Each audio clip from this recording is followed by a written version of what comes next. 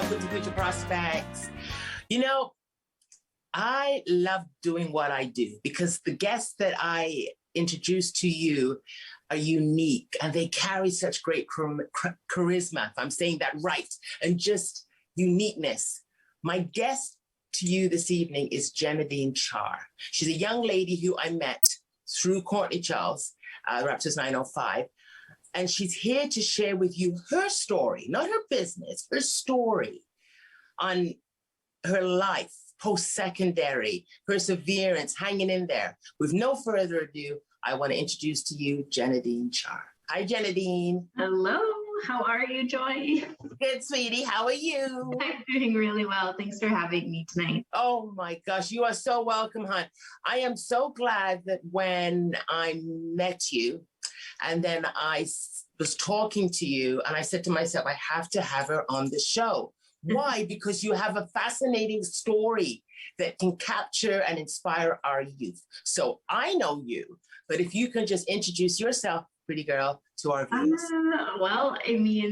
Genadyne Charr is my name, from Winnipeg, Manitoba, proudly from Winnipeg. Made my way out here to Ontario, so now residing in Toronto, working in sports. I was a young athlete, played my college days, and then decided, what am I going to do after that? So pursued more education after my business degree and went into sport business management, which then landed me in the sports world. So now I'm here living the dream, I guess you would say, in Toronto. And that's, I guess, a snapshot of me. Yes, it is. And I'm going to reel it back. So that's your introduction. So what I'm going to do is give them segment 1, segment 2, segment 3 throughout your story. All right, my love. But thank you for that, pretty girl. So you were born in Manitoba. And what school did you go to? Oh, the university. I went to a small Christian college. It was called Providence University College, just outside of the city. All right. Now, through our pre-interview, you shared a really interesting part, which captured me on changing what you were going for, realizing what you were doing wasn't your fit. And sometimes with young people, they feel so embarrassed and they feel like, oh my God, I can't change stuff, but you can. So if you can just share that component with us, please. Yeah, it's funny to think that I would even consider it changing what I wanted to do, because when I look back on it, I actually had no idea what I wanted to do. I didn't have the traditional route of wanting to be a doctor or, any field that you'd go to school and have a job after. So then going into university, it was the realm of, okay, I'll pick some intro classes. And those intro classes landed me in, I guess, what would be called just the standard, psychology, sociology classes. And I thought, this is just the route I'll take because I don't know what I'm going to do. And oh my goodness, that was a poor choice, but at the same time, probably the best choice that actually happened to me. It made me really realize that I need to be more intentional with my decisions and start capitalizing on the things that I'm actually good at, which then transitioned into me going into business. And so that's where I landed and ended up finally graduating from university, which is not something that I ever thought I would or be capable of doing. So finding what fit for me was actually such a blessing.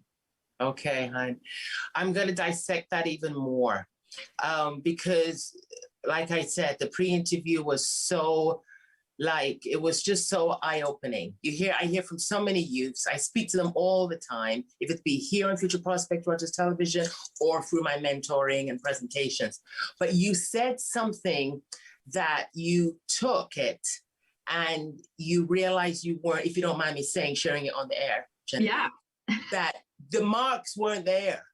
They just weren't there. Because I know a lot of young people, the marks aren't there and they feel so stressed. So if you can just share that part, Yeah, I guess I'm giving you these, top line surface answers, but I have no shame in breaking down, what actually happened. And to your point, I think it's so good to actually hear the behind the scenes, because I think a lot of times we don't hear that and we just think, oh, right, they switched their degree, or they, That's and then right. you graduate, and then everyone else is at home thinking I'm drowning, I am failing. And yeah, and it's funny, I think what I ended up saying to you before was that I did so bad that it was almost as if I had to try to do as bad as I did. I don't know, like, I feel like I got worse marks just from like not handing in things, or, you know, this fear of failing. So then I did nothing at all.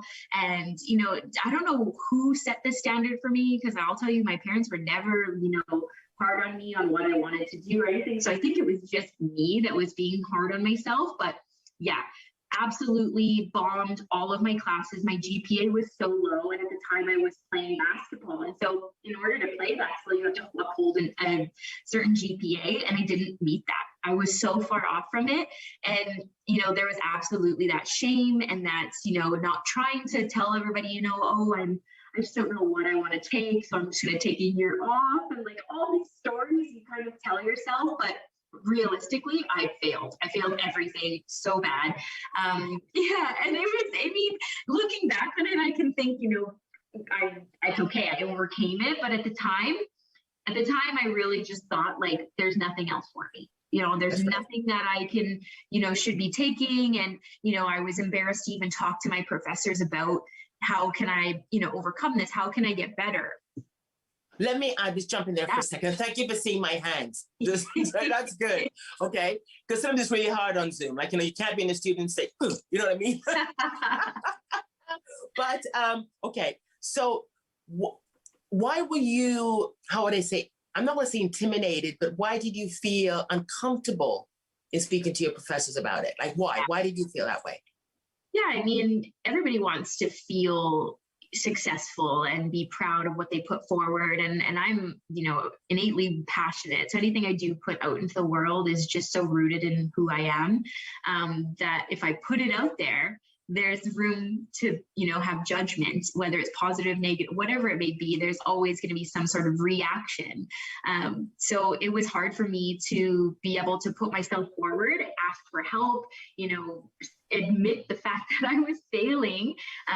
It was just, yeah, I didn't like that. I didn't like being seen as somebody. I'm just so type A, and I was always that, you know, kid in high school that was on every club and did everything. And so to have to admit that I actually needed help or some form of direction was not my favorite time in life. Okay. All right. Reeling it back a little bit more now. So you were in university, you were in a program or semester and classes that just wasn't for you. You thought it was, but it wasn't for you. You felt like, oh my gosh, I got to get out of here. But reeling it back, going into university now, making your choices, who was your decision-making at the time? Now, we have guidance counselors, right? We have people that help you. And that was part of our pre-interview. So how was that like? And you were saying that you, in your own words, if you can share that with the viewers for me.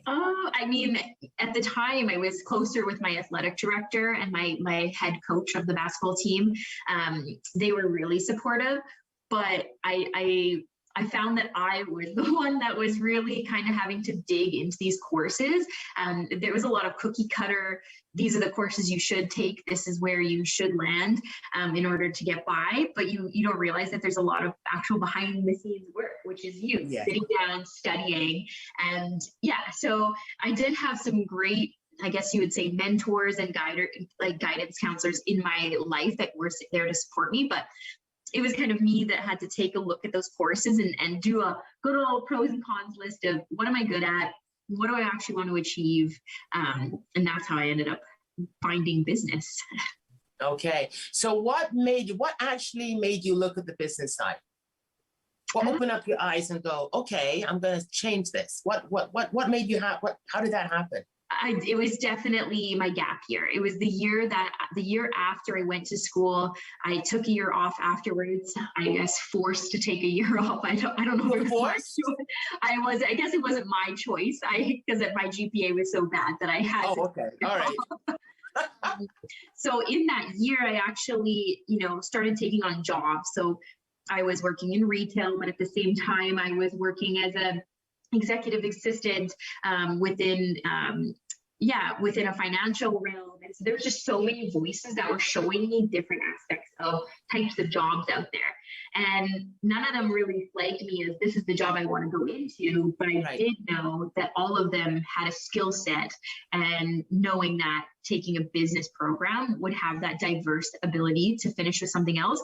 So it was definitely my year off, and the job, I guess, all the jobs that I was able to take on in that time that showed me what I wanted to do.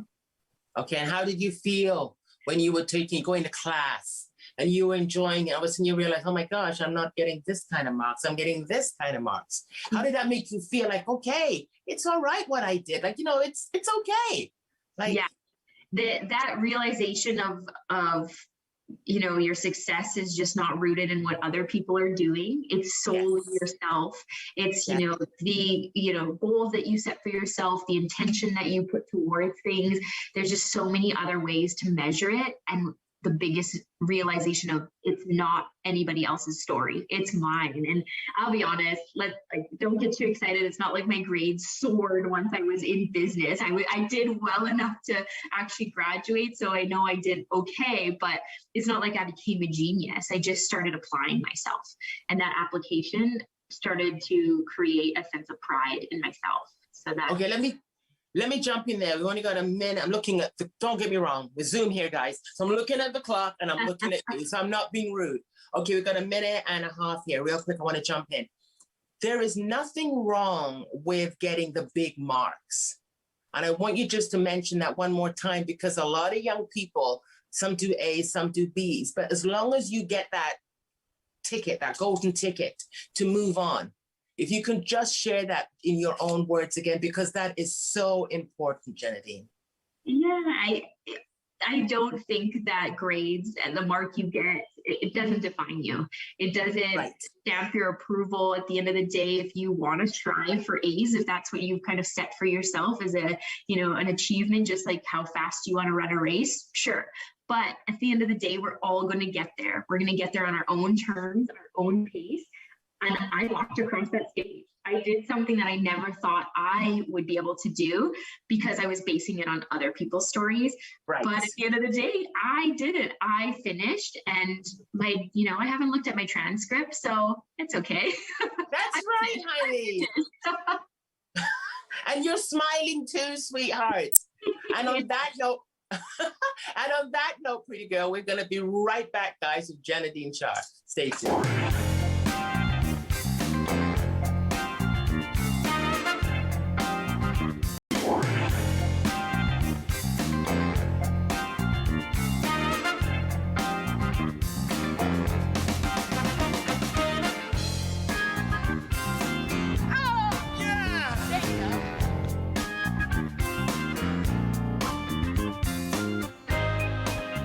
Welcome back to Fish Prospects with Genadyne Charr. Genadyne, I can laugh with you. I love your sense of humor. I love you. I love your laughter. Like, you're so real. Like, and you can look at this and they can be relatable to it. So you went to school, went to university, changed, took a gap year, realized, like, this is not happening. And then you went into business. And from there, you did some jobs. But now, how did you find your dream job? Because we're going to be having some pictures rolling through this segment here, I believe, for the next one. Interesting that you say dream job. I don't know. I feel like I'm a jumper. I have so many goals, and I want to do so many things. So I don't know where that dream job is, but where I've landed is, I knew I wanted to stay in sports. I knew that something to do with, helping others achieve their success was where I wanted to be.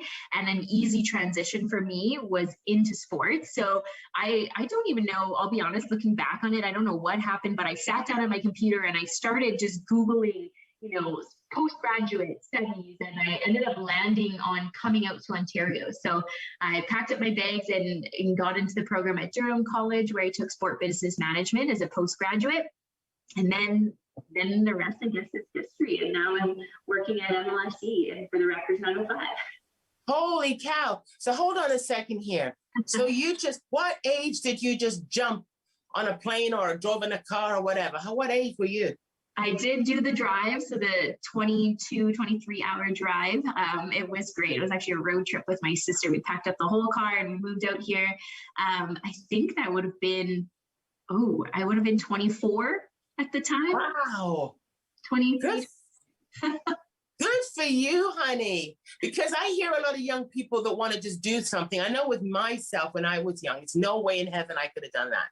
West Indian parents, you don't do that kind of stuff. You stay around and you do exactly as they say. I love my parents, but that's how it goes. But you just took a chance and you just went into it and just did it.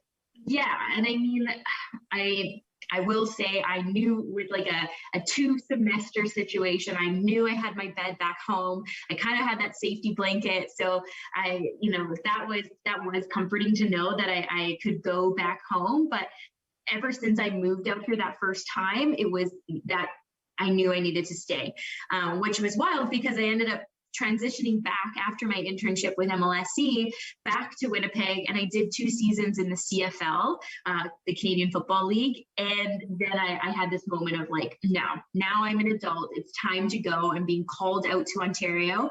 And that was the scary one. That was the sell every possession I have nothing left at home, and I am going, and I'm not moving home. Wow. So were you scared? Okay, share that part with us, because I'm going to take you back a little bit more through that conversation. In fact, I'm going to do it right now. What is wrong in taking chances? What is wrong in just taking a chance or just challenging yourself without looking back?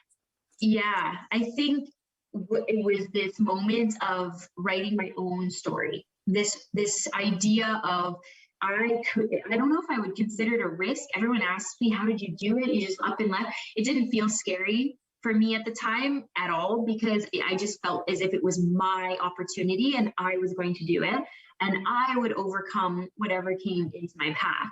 And I think that was the first time in my entire life, really, that I didn't really think through what could go wrong, but I thought more about the what could go right.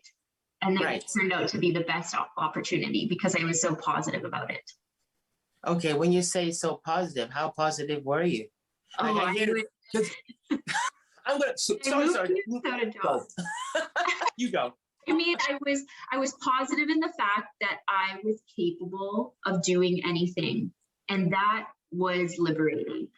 I'll be honest, I didn't even have a job. I had a job interview. I had no job. And I just thought, whatever it may be, I'm going to do it. And I don't know what it was, but I did it. Holy cow. That is amazing though, honey. Like I've heard similar stories like that, but this is your story now. So you had no fears about it. You just made it happen and every single thing fell into place. So when it did, when you went from MLSE to the CFL and all those different chats of things, how do I say this now to make sense to the viewers? Networking, connecting, getting on the computer, just taking a chance at things. Can you share that portion of it? Because this is really, really good. I'm talking to a lot of students right now who are dealing with that. They're coming down to the end of the semester. They don't have a job 2 weeks, the end of April, going into reality. I think I was just unapologetically myself. And I think once you own that, and don't get me wrong, I still say things and walk away being like, oh my gosh, like, what did I just say? Or what did I just, but I think once you start owning who you really are and you start you're rooted in those realities, then you start realizing that where you're supposed to be is exactly for you. And if you're starting to play the game of, I heard one time that so-and-so networked with so-and-so, and so I'm going to try that, and it didn't work for you. Well, you're playing again, the comparison game. So I think going back to being yourself, being authentically yourself, and using the tips and tricks that you hear is important. So for me, to your question, it was I went back to a lot of the relationships that I built. I reached out to people I knew when I was an intern, and I reached out and I said, hey, like, I'm moving there. Do you want to grab coffee? It was this very forward. I wasn't wishy-washy about it. I was forward in, I just want to talk. I want to find out more. Okay. Why? Okay, this is great. This is really good. I'm saying it really good. Why is it important to be forward? Because sometimes we're always so nice. Oh, I don't want to look like those kind of person that's greedy, or those persons always on their emails and asking, I'm just checking in. Da, da, da, da. Forward. Why is it important to be forward? Definitely a difference between being forward and being, I guess, expectant. I think when you go into a conversation, you never know how it's going to go. True. But if your intention is to just learn and, humble yourself, ask questions, but be intentional about those questions, the person I've always found on the other end is thankful for that, because they don't have to do as much thinking. They get to just respond to what exactly you need to learn, and then you grow within that conversation. So yeah, I would absolutely say, like, don't be expectant to get a job after going for coffee with somebody, but do expect to, if you want to know something about an industry, or, you have specific thoughts, ask those specific thoughts. Okay, I'm going to be bold here for a second. Okay, I'm looking at my clock here. Okay, all right. Okay, where was it? Okay, I'm just trying to think here for a second. Did you ever ask for a job? I'm the one. I'm the one for this. I can do this. I know I can. I definitely have. I've done that. I've done that. When I was already working within the organization. So it was never a walk in the door and just say, hey, like, hire me. I mean, I guess I have done that too, but you have to be confident in exactly what you're selling. And I mean, my background is in sales. I truly believe that everybody is always selling. I want to break that stigma of, the sleazy car sales. Like, it's not like that. But at the end of the day, you have something that you want to share with the rest of the world. And in this case, you're selling yourself. And so if you're not confident in it, why would anybody else want to buy it? So I really think that having that added, like, there's obviously humility and grace that comes along with it, and knowing where your strengths and weaknesses are. But I think that there's no shame in saying, I can do this, and I want to at least work hard enough to prove to you that I can do this. There is so many young people, and I think I've said that already 4 times, but I'm going to say it because with COVID now, okay, a lot of youth are online, a lot of students are online, and I'm mentoring them right now, Genadyne, and they're in this part of who's going to want me. I can't see them face to face. I don't hear back. How does my future look? The doubt, the mental stress of just dealing with their own identity. And, it's hard. Can you give any feedback on that, my love? Because your spirit is so beautiful. It really is. I mean, I've definitely had conversations. Some amazing people have reached out during this time as well, whether they're switching up jobs or, going, whatever the reason is, they want to just chat. And the biggest takeaway that I get is, I always ask, like, well, what are you doing right now to get yourself to where you want to be? And no one ever really seems to have an answer for that. We're so tunnel visioned on this, what the end goal is, but we aren't really picking apart, what you're doing in the meantime, because we've been kind of taught at school and wherever it is that, if you do this, then you'll get that. But I think there's so much more to just doing things that, like, fuel you as an individual, that are going to add to your story, whether it's dog walking or, starting your own website, or, spending the next few months going on people's podcasts, whatever it may be. When you look back in a year from now, what have you done to get yourself ready for that next interview? And I always ask, what are you doing right now? And then, as well as, what are your intentions for yourself? What do you actually want to achieve? And that's not what job do you want to have. It's what is your intention? Why do you say, okay, why do you say job and intention? Can you define that for us? Because this is good. Yeah, I think this whole realm of what title we want.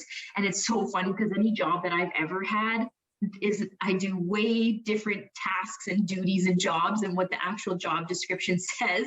So, and I'm sure everybody can kind of agree to that. And you always think, you're like, wow, I did not realize I was a debt collector, or I was in charge of, planning party, all of the things. You're like, let me add it to my resume.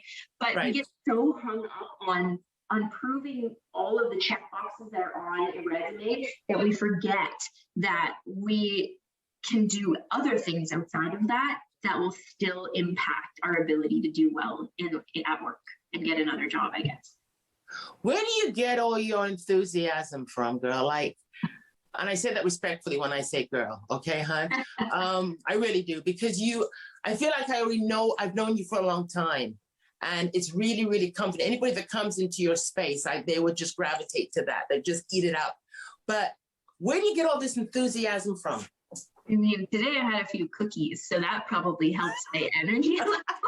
But I think there's so much room for doubt, and I am a doubter. I will hold myself to that. I definitely do fall into the traps of like, it's not for me.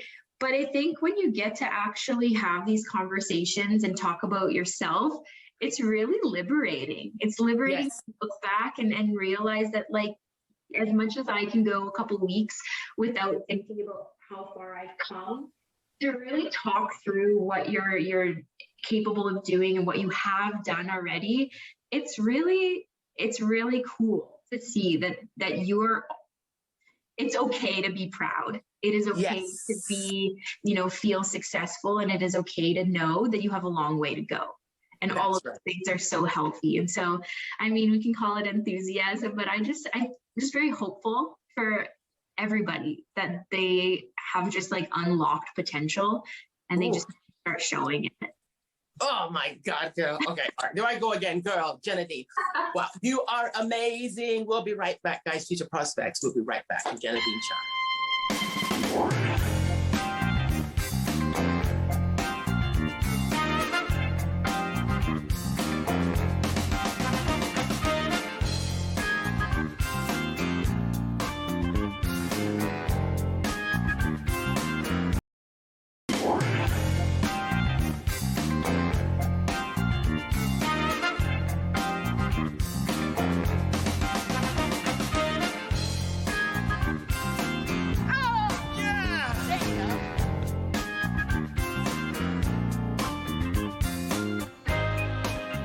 Welcome back to Future Prospects with Genadyne Charr.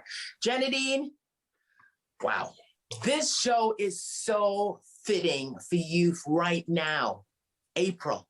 You know what I mean? When they're coming out of high school, going either into post-secondary, either taking a gap year, third semester, whatever. This is so informational, hon, so informational. I don't want to touch upon it too much because it's more about your story. But when you were within the jobs that you didn't, basketball, for instance, and now that you're working with MLSC, and you shared some pictures with us at the All-Star and then down at the Raptors court, when you stood there taking the picture, because this is a bit of a dream building here now for the youth, okay? How was that? Like, you love basketball, you played the baby, and I love the game. But you're just standing there and you're taking that picture and you look back at it and you go, wow, this is really happening. You know? I mean, it was, I wish it was like that, but it was more like, okay, let's get off the court. Because I was so nervous, and I really don't like when I am like, look, we're standing in the middle of a court, and I was just like, it's time to go, like, no pictures. But that was actually a moment of realizing that my support system, the people that I was there with, they took a moment to say, like, take a breath. Take this in and take a picture when you have this opportunity. And I try not to do that, but when I look, I'm so glad I did. I'm so glad I have that memory of All-Star Weekend and being down. And I get to look back and think, like, that's such a blessing. But I would say that is not what was going through my mind at the time. I was like, okay, that's enough. No more pictures, please. My paparazzi moment. humble, honest to God, because myself, and Ron knows this, I love basketball. I really, really do. I love the sport. I think there's so many things that we can learn from basketball. Patience, losing, sports in whole general. So I just wanted to bring that to the picture. You and I had a conversation, and it was in Cookstown. And we shared something very, very dear to our heart. And I really want to bring this to light because I think it's important. And when you and I shared it, I said to myself, I knew it. I knew it. I knew it. I knew it. I knew that she believed in God. And no matter what people want to call him, the universe or whatever, I call him by his name. And that's what shines with you, Genadyne. It really does. It resonated from you. And Sean looked at me and he goes, here we go. That's my hubby. And can you share that portion with me? Because you were really, really honest and open. And it's a good thing to share right now, especially with the times that we're in. Yeah, we are talking about my faith, and I said that to you, and I believe in Jesus, and my faith is rooted in God and Christianity. And I think sometimes we get so timid to share what we actually feel. We're at a time where it's a really great opportunity in the world to speak up on things that matter to us. Yeah. But then there's also definitely always going to be this sense of fear, or, try not to impose anything on anyone. But I think, again, going back to just being authentically yourself and being just who you are, unapologetically yourself is what I think I said earlier, is just, then there's no reason to feel weird about it. And so for me, my faith drives everything that I do. And so, the decisions that I make, the relationships that I how I care about people. So I try to let it show through. I do fall away from it sometimes and get really distracted, but I do try to push, that as my driving force. Yeah, honey. Well, it really was very, how would I say? I'm trying to find these words here. It was really apparent that you had faith. And when I hit it, you went, oh, like this on the phone. And I talk about him all the time. I really talk about the Lord all the time because he's helped me through a lot of things. And young people right now, some of them are talking about it because how the world is today, they don't really, really know what's happening. In fact, I'm going to share something on the viewers right now. I received my vaccine. And it was just yesterday I received it. And it's amazing how young people are saying, oh my gosh, I really, really wish I had mine. And I'm standing there receiving mine, Genadyne, right? Yeah. And I'm standing there in the room and I wish there was a flood of young people around me taking it. And just the fear and the doubt and the stuff.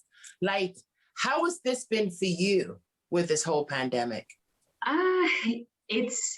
I've been very fortunate to have a job, to have a roof over my head, to have, consistent relationships and, projects to work on, all the things that would distract you, I think, from falling into that. But I would not say that it's been easy. I think I rode that first wave of, I think it would probably be 6 to 8 months of the pandemic of being like, I'm okay. I can't complain. And I would always say that to people, I can't complain.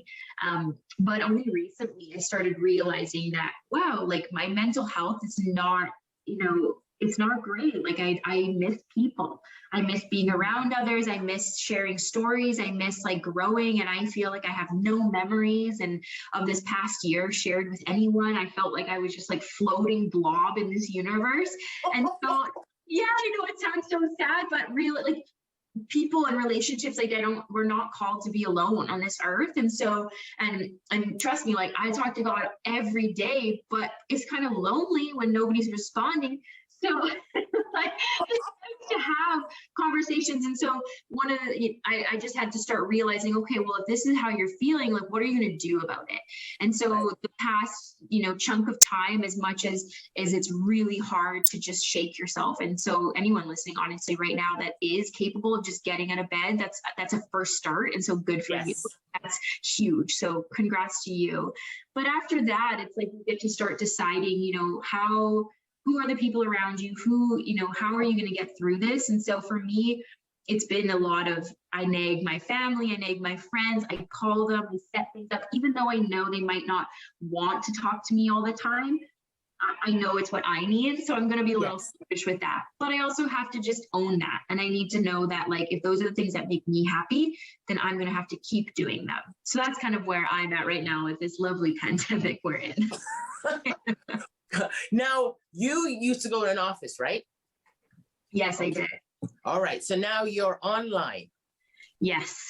So how do you keep motivated? Because a lot of young people, right, they're online 24/7 with a professor or the teacher, and they're locked to that screen, and they run outside, not run, they walk outside, they do a little stuff, walk around, come back. But right now they're fatigued. So what tools or exercises that you have dealt with that you can share with them? I mean, we can go back to what we were talking before, is like, how do you even feel like you're growing or networking or, you know, moving forward with your career or the things you want to achieve when everything feels out of your control? That in itself is difficult. So for me, I've been really real on my calls. I will tell people what I'm doing, not just go through the motions of calling someone and be like, how are you? Let's get through an agenda. No, like I spend time, if I am cleaning my dishes, I'm going to tell them. And if I'm folding my laundry, I'm going to tell them. Like if I have my little AirPods in, and I think that brings back that humanity that we used to be able to see before, when you would ask people, you know, as funny as it sounds, like, how's the weather? But like that matters, and it builds a different relationship rather than like getting through tasks on a call. Yes. So for me, I've been really good about like just being real. The other thing too is like I try to do as many video calls as I can, but it's so tiring, and to smile all the time, and like it does drain your energy. But I think when you again just bring that real reality back into it, if you don't want to put on makeup, then don't. And if you want to wear a sweatsuit, then just say that. Like, just say, hey, like, I'm comfy today. Like, I'm just, you know, having like a comfortable day, and call it out for what it is. I don't think there's this, I think what happens a lot and is we try to be on, you know, all the time to make these relationships mean something. I just think we just need to get back to being our real selves. I got so I'm gonna jump. Okay, that was awesome. Awesome. This is all awesome. But when you said trying to smile, like I know with me, I smile all the time, but there's some days I don't feel like smiling. People automatically say to me, well, Joy, you're not smiling today, and already think something's wrong. There's nothing wrong. I just don't feel like putting on that grin. I just want to just, you know, and that's okay with that, but other people don't understand that.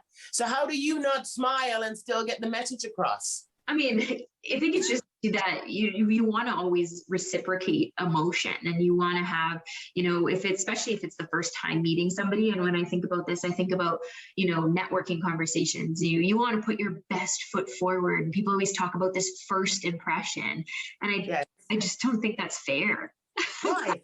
Listen, if you have seen my hair, this thing has a mind of its own, and it does not do well with first impressions. So if I relied on my first moment of meeting somebody, I'd be screwed. Okay, let me jump in here for a second. Viewers, before I started the show, I shared this with Genadyne. This baby right now is changing different colors, and it's called gray. And I'm telling you, it was a lot of work to hide it and face it, and it was a lot of work. It really, really was. So you're teaching me here right now, honey. You are. Sorry, I had to say that. Why? Like, this is a moment that we're sharing. And I think, you know, I mean, I do care about you, Joy. So I did put on some pants today. Like, I have some jeans on. I even stretched to jeans, which is a big jump. But I think there's this, you know, we are so worried that that's going to be our only moment. You know, well, why? Like, why does it have to be your only moment? Like, if you want to talk to the person again, then create a moment with them that you can then follow up with. Ask appropriate questions and say, like, hey, I actually enjoyed this conversation. Like, maybe we could chat again sometime. I think there's just like so much pressure with this virtual world. And it's kind of losing that like organic nature of things where you can just kind of like walk past somebody. But I think it's doable. We just have to own the reality that we're in. Oh my God, girl, you're just amazing, honey. I want to jump onto something real fast. This is something totally off the grid here for a minute. It's going right back into the education, but I want to follow up with it in segment 4. If you would, when you look at the curriculum, In fact, I shouldn't say, you know what I'm going to do? I'm going to ask you this in the fourth segment, because if I start it now, it's going to be really, really long. I want you to think about that. Think about that, Genadyne. When you look at the curriculum, because we talked about this for the pre-interview, what would you love implemented? What could we do better? Okay, just think about that, hon. All right? We'll be right back. Sorry? Cliffhanger. Yeah, it's a cliffhanger. That's right. All right, we'll be right back, guys. Future Prospects. We'll be right back.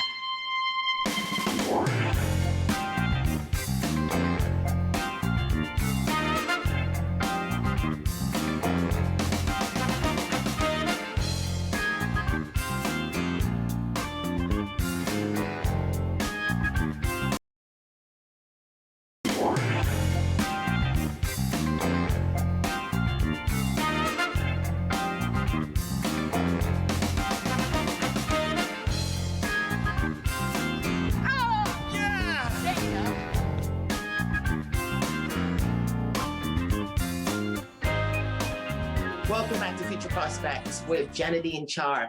Genadyne, I left you with a cliffhanger, okay? What would you change with the curriculum? When you look at it on a whole, you walked it, you've gone through it, but now you work, you do your job. What would you change? Yeah, I mean, I'm not an educator. I only know from my own experience. And I know I touched on it earlier, just having to figure out my own class schedules and what I would be good at without even taking the course and knowing anything. I think, the biggest thing that I would love just more, I guess acceptance that it's okay to just try things and complete things. And then if that's not the end goal, you can do another thing. So just because you grew up wanting to be a doctor and then you finish that, I mean, maybe that's a bad example because they're in school for a very long time, but let's say you get through, 3 years of being in medical studies and you're doing your sciences and you realize, I want to switch. I think for me, it's just having this outlet, these voices within schools that I would love to see more ability for students to actually ask real questions. Like, okay, yes. If I go this route, where will I end up? If I take these classes, what's my best option? And I don't think that, maybe I just had that experience, but I think there's just a better conversation about the options that you have, going into, if you want to be in a technician and you want to do, welding, whatever it may be, there's nothing wrong with any of those things. And I know the conversation has been changing. Maybe I'm aging myself a bit here, but no, you're not. I think that, I just think that we have so much more time than we really realize. And even if you were to do something and finish something in a program and you wanted to do that for a few years and go back to school, it should be applauded. It should be right. Talked about. And so I don't know if that's necessarily anything I would change about the curriculum, but I would love to just see more support for students, more outlets for them to talk about the realities of what kind of jobs are out there, because nobody knows what kind of jobs are out in sports, because I definitely didn't know. I thought you had to be an agent or a coach or a physiotherapist. And here I am in community relations and player development, and I was in sales before that. So I think it's just the education on what types of jobs would be great. Wow. Something, even though you say I'm not an educator, it's called conversation, right? You've already gone through it, honey. So it qualifies you already to talk about your experience. So I applaud you, right? I really do.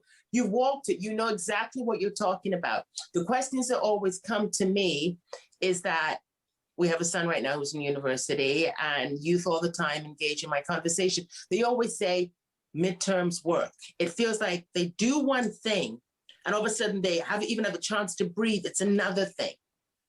And it just keeps going. It's like you're on a train. And I feel like they're on a train that's just never ending. They don't have a chance to breathe. Ladies were posting on Instagram a couple of weeks ago, one of our past guests, and I can say her name, Amanda Valpado, she was saying she felt so stressed because it was midterm after midterm after midterm.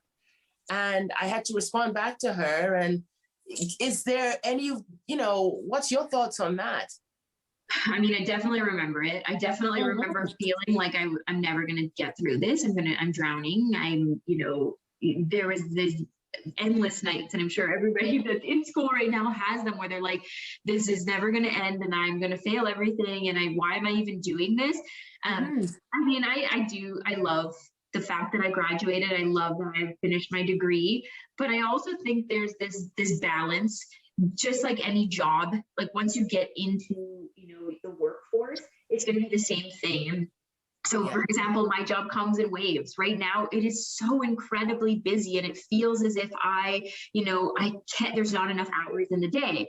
But you just really need to understand who you are and what you need mentally and physically. And if that is, an hour walk in a day, or you like to read, you need to make sure that you're rewarding yourself throughout the day, because at the end of the day, you're going to look back on all of this like stress and you're not really going to remember it. So I would say, like, in those times, I would say eat the cookies, go for a walk, have a snack, call your friends, take a nap, do all the things that you feel guilty for, because you deserve them. You are working hard, but just know that the outcome, like as long as you pass and you're doing well and you're achieving what you ultimately wanted, then that's really what you're aiming for. So if you just told us what you do for your outlet. Yeah, I mean, it's funny because I actually just cut out sugar from my diet like last month, and now that I'm back onto sugars, I love sugar. I do. So do you bake your own cookies? Because you mentioned it 2 or 3 times throughout this whole show. I do. I haven't baked in a while because I find that I've baked too many, and then I live alone. So I bought a little like Kisses the other day, those chocolate, and I ate through the entire bag, and I was like, oh, who ate all the chocolates? Like, I ate all the chocolates. Oh my God. You're a sweetheart, honey. Love your honesty. All right, back to you, pretty girl. Back to Genadyne Charr. You've told us your whole life story. You've given us pearls of wisdom that we can take away and apply. But now, what is your next chapter? I know you're working, but where is it you want to go? Like, what's your roadmap? I mean, yeah, I don't know. Yeah. I really don't know. And I think that it has come to a point in my life where I am so confident in saying that. I used to think that saying that would then therefore imply that I'm not prepared, or I'm not ready, or somebody's going to think that I don't care. And I do care. I am prepared. I am skilled. I have a story. I just don't know.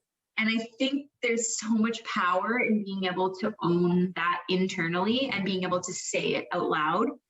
I really struggled for a while with, this idea of the difference between being complacent and being content. And I was like, well, I can't just, stay in one place forever. It's like, no, that's okay. It's okay to own the moment you're in.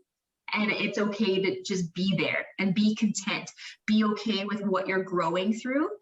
It's just not okay to be complacent. And so you just have to be constantly growing in other aspects. Yeah. Why? Okay, I'm gonna jump in there. Why is it not good to be complacent? Why? Yeah, like complacency is scary, because I think that is when you start giving up yourself. You've now kind of told yourself that you don't matter. You don't deserve to grow. You don't deserve to, want more. And being complacent is just you saying like, okay, I'm just going to stay here because this is where I'm comfortable. And it's one thing to be comfortable, but you really need to understand like your why, your intentions for being in that moment. So I just never want to be complacent. I definitely am at a place of contentment right now. My God, girl. Woo! You got to do something with this speaking, girl. You really, really do. I tell a lot of my guests, but it's honest to God truth. How do you deal with failure? Oh, I cry a lot. I love crying. I think it's like, yeah, I think it's like the best release of energy. I don't know if anyone else feels that way. No, I do. Yeah, I do. like I think I just like really allow myself to like own that like moment of like, oh, this sucks. Like this, Release. yeah. And so yeah, I definitely start there. But I think, you know, failure is just so, it's more so for me defined with what you do with the next step.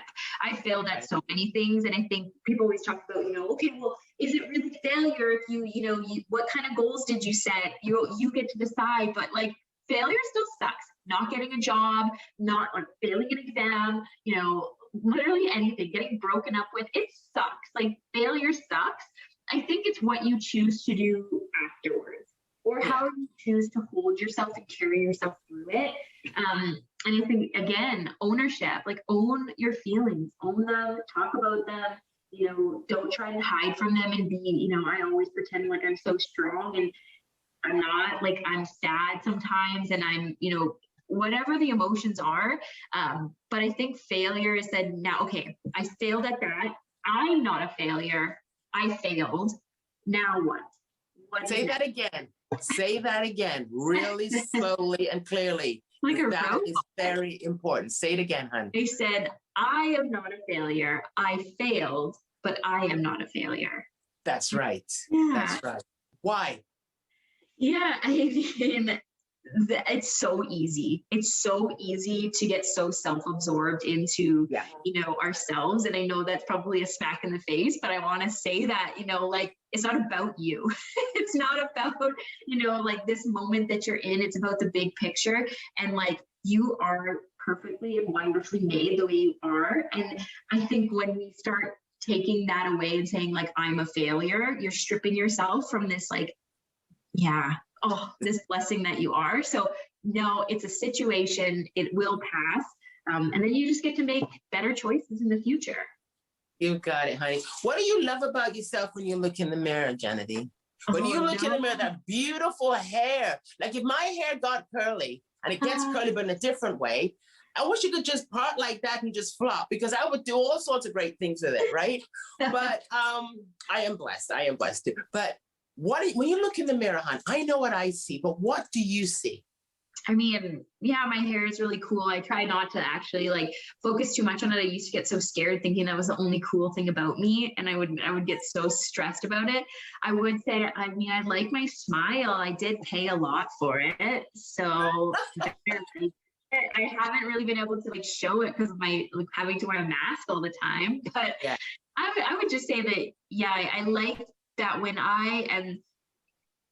when I'm really channeling like my best version of myself, you know, the one that God's like calling me to be, and the one that he's like created me to be, that feels good. And that's an energy that I feel like I do give off.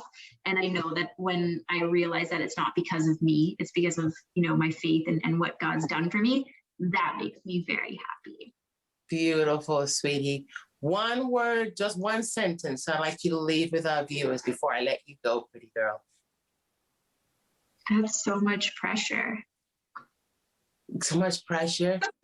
What words of wisdom? Like what quote? Like what would you like to say before I let you go? Real fast.